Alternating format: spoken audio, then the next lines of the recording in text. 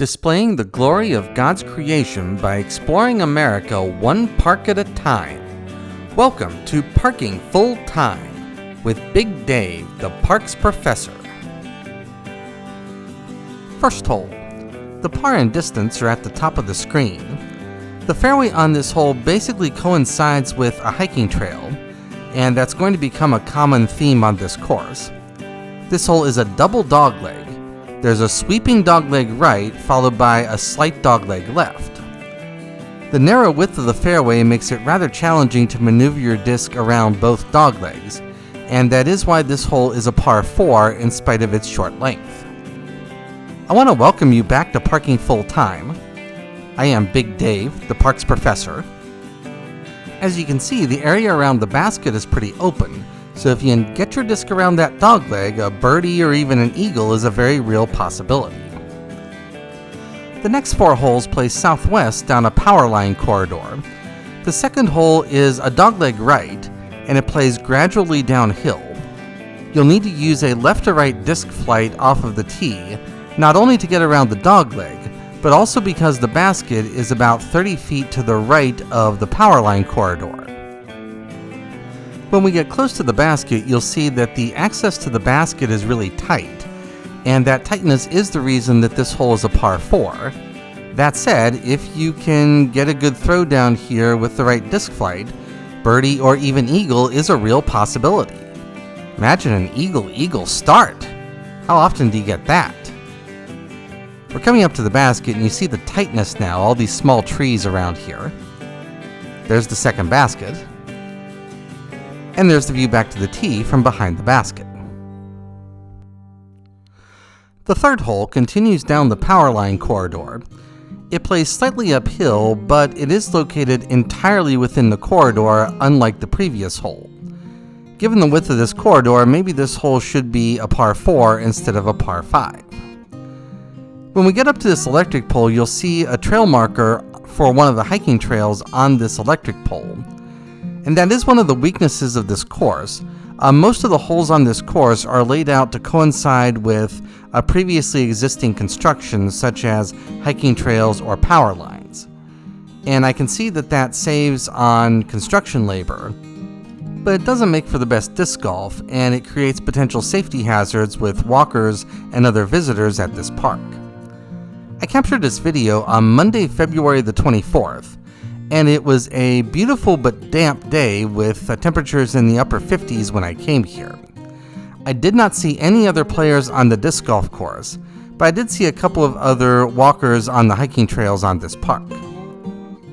This park is in a fairly rural location and there is a park entrance fee, and therefore this disc golf course doesn't get a lot of use. There's the third basket, and there's the view back down the fairway to the tee.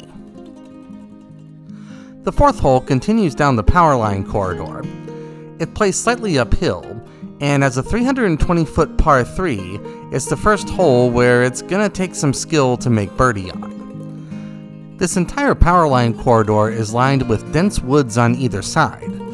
While the corridor is wide enough that it's tempting to just rear back and throw your disc as far as you can, if you deviate significantly from the power line corridor, your next throw is probably going to be a short recovery throw due to those dense woods.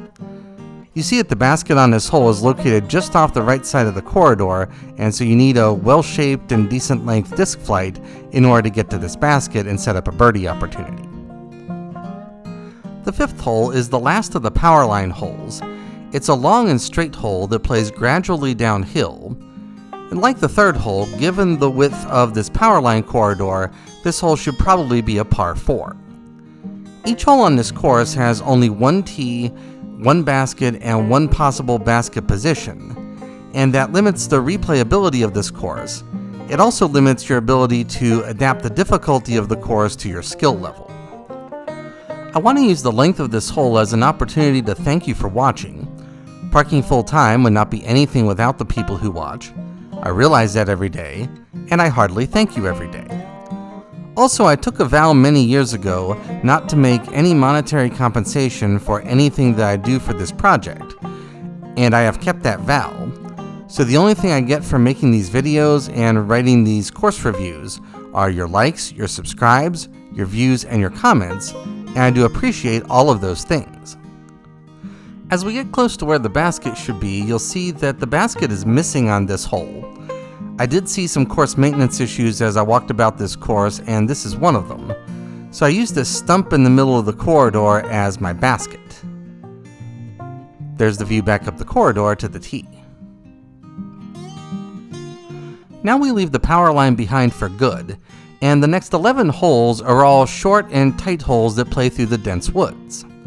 This hole's a slight dogleg right. The fairway coincides with the white trail for hikers, but I didn't see a lot of walkers on this trail.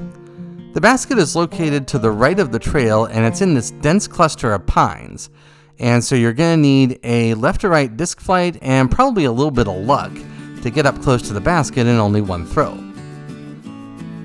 There's the view back to the tee. The 7th hole is a short downhill hole. It's also a sweeping dogleg left. There are a lot of small trees down here by the basket, and so off of the tee, I would just focus on getting around the dogleg and then hoping I had a clear throw at the basket. I don't like cutting down trees, but honestly, this hole would be better if some of these small trees near the basket met their demise. There's the basket. And there's the view back uphill to the tee from behind the basket. The 8th hole is a super tight hole, but it has a well-defined fairway that plays across this steep ravine. We're going to jump down to the bottom of the ravine, and then we're going to walk up to the basket.